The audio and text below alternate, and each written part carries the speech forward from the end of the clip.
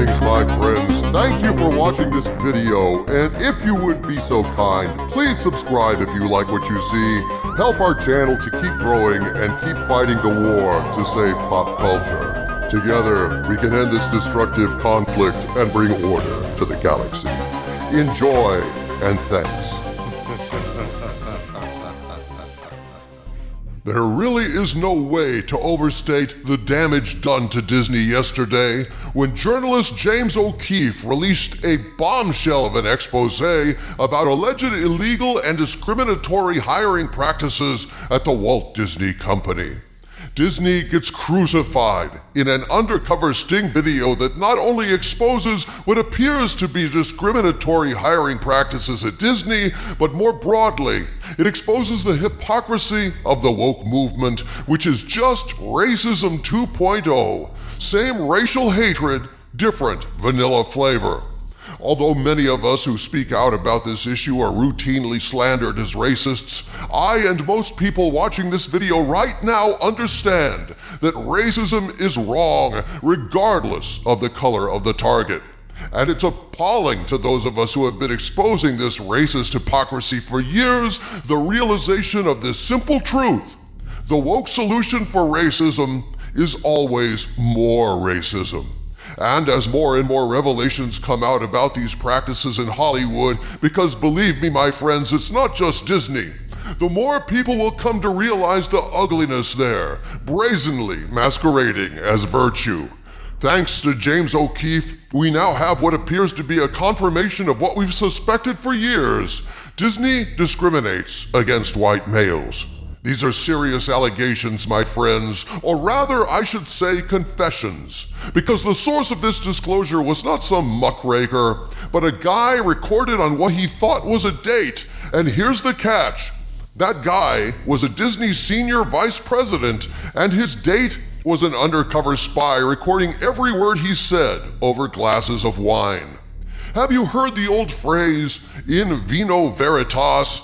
That's Latin for in wine, truth, and liquored up on a date with what was, I'm assuming, two attractive ladies on two separate dates. Senior Vice President and Team Leader Michael Giordano shoots his mouth off in casual conversation about Disney's hiring practices, stating frankly and clearly that Disney regularly discriminates against straight white men when it comes to hiring because they're straight white men. The man behind this sting operation was James O'Keefe III, a journalist who released a 20-minute video report titled The Disney Tapes Part 1, using undercover footage of Michael Giordano freely discussing and confirming Disney's long-suspected discriminatory hiring practices.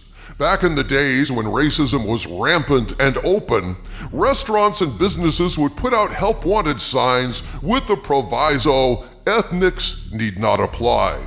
Now, normally they would specify which kind of minority applicant they didn't want to see, but you get the idea. Racism was blatant, legal, and generally accepted. But now we see a more refined form of racism in hiring practices, racism 2.0. They no longer put it in writing because thankfully refusing to hire any candidate because of skin color, race, sex, or sexual preference is absolutely illegal and can get a company in a world of shit. Well, today, thanks to James O'Keefe III, Disney is currently located squarely on planet shit. I don't know, man. Disney is wily. They can wiggle out of damn near anything. They've done it before. I mean, okay, so a guy was shooting his mouth off that Disney won't hire white guys. But how bad could it be? Very bad. When that guy happens to be a senior vice president in charge of business affairs at Disney, recounting stories told to him by his friends in HR. But I'll allow the journalist in question to discuss this in his own words. Yesterday, investigative journalist James O'Keefe dropped the following bombshell tweet right on Disney's doorstep. Quote, breaking. Senior Vice President at the Walt Disney Company details discriminatory hiring practices. Nobody else is going to tell you this, but they're not considering any white males for the job, says Michael Giordano, a Vice President of Business Affairs. There's no way we're hiring a white male. Giordano reveals Disney uses code words and buzzwords to avoid legal action and even mentions a candidate being rejected for not looking black enough. Giordano also admits Disney gives bonuses to executives for practicing diversity, equity, and inclusion, agreeing that diversity helps with financial incentives. Giordano further claims he's been denied promotions due to his race, unquote. So, let's listen to just a little bit of what Senior Vice President Michael Giordano said while being secretly recorded on what he thought was a date. Certainly, there have been times where, there's no way we're hiring a white male person. Just kind of unspoken. There are times when it's spoken, but How would they say it? there's no way we're hiring a white male person. Like straight to you, or They'd be very careful how they message that to agents. But Michael Giordano is not immune to this discrimination either. He confirms in the video that he has actually had his promotions and prospects at the Disney company limited because of his skin color. But as far as Disney's concerned, I'm a white male. That's not who they're looking to promote as them. Now, I've been at the company 11 years now, so I have friends in HR and I have friends in those divisions, and they're like, look, nobody else is going to tell you this, Mike, but they're not considering any white males for the shop. They're just not. So Michael Giordano admits he has personally been passed over for promotions because Disney doesn't see him as a person, they see him as a white male. And white males need not apply for positions at the Walt Disney Corporation in 2024. That didn't used to be the case, obviously, since Michael is actually a vice president at this point, although to be fair, it does seem like, from what I've seen, all the top Disney executives are in fact white. So there's commitment to DEI, but let's not go overboard in the C-suite. Evidently, looking at what I've seen of Disney's tip-top big wigs, it's perfectly okay to discriminate against white males, but not certain privileged white males. The Disney tapes continue with more stunning admissions. We wanted to hire somebody in the department a few years ago now who was half black, but didn't hear half black. And there was a creative executive who was like, that's not what's wrong. They wanted somebody in meetings who would hear a certain way. It kind of feels like at some point there's going to be a lawsuit. Holy shit on a racist stick! I can't believe what I'm hearing!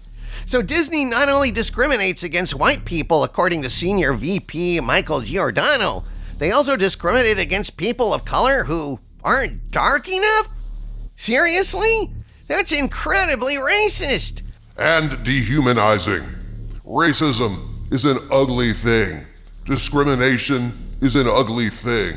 And right now, Disney is looking truly ugly from what this man is saying because he claims they're doing exactly what the Reverend Dr. Martin Luther King Jr. denounced, judging people by the color of their skin, not by the content of their character or their resumes. Because they actually wanted to hire a qualified individual of color, but he wasn't colorful enough, and so they passed on him. And that sounds like a gotcha kind of thing to be uttered gleefully in undercover sting journalism, but let's just remember, this is a human being who put himself out for a job that would have bettered his life, maybe his family's life if he has one, and the door was slammed in his face because he wasn't dark enough for their tastes. This would make me laugh, but frankly, it makes me feel a little sick to my stomach. We had a situation where we wanted to hire somebody in the department a few years ago now who was half black, but didn't hear half black. And there was a creative executive who was like, that's not what's wrong. they wanted the full. They wanted somebody in meetings who would hear a certain way, and he wasn't gonna bring that to the meeting. And so this is on the This was on the corporate side, the business side. Never understood that. Is it 'cause I know a lot of I have a lot of black friends who are not as dark as So do they care about that, or is the ethnicity actually?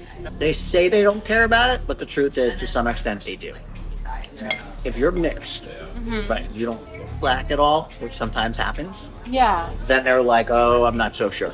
But if you're mixed and you can tell somebody's part black, but they're not that black, still okay. That was still, it's crazy. There's so much more to this expose, my friends. Michael Giordano talks about why so much of Disney content is obsessed with LGBTQIA MOUSE issues. He goes on at length about diversity hires. He talks about discriminating against writers and other creatives who are the wrong color, and how all of this comes from the very top, from Bob Iger himself. This is merely part one of my video response to this debacle. It's too much for me to cover adequately in one video, and I need time to go over the ramifications of all this, but I think it's very clear that Disney is now facing, at the very least, civil litigation from those who feel they've been discriminated against, and I suspect a government investigation into these alleged illegal hiring policies is inevitable, given the explosive things that their own VP had to say. But regardless, what we are seeing here is the hypocrisy of the Walt Disney Company exposed straight from the mouth of a senior vice president, but even more so, this exposes the hypocrisy of the woke movement, which is just racism 2.0, same racial hatred, different vanilla flavor. This is only the tip of the iceberg on this story, my friends. Much more is yet to come, and a second part of this expose is going to be published next week by James O'Keefe III.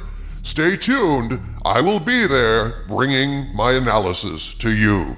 From the center of the earth, this is Dictor Van Doomcock bidding you all, my friends, stay angry.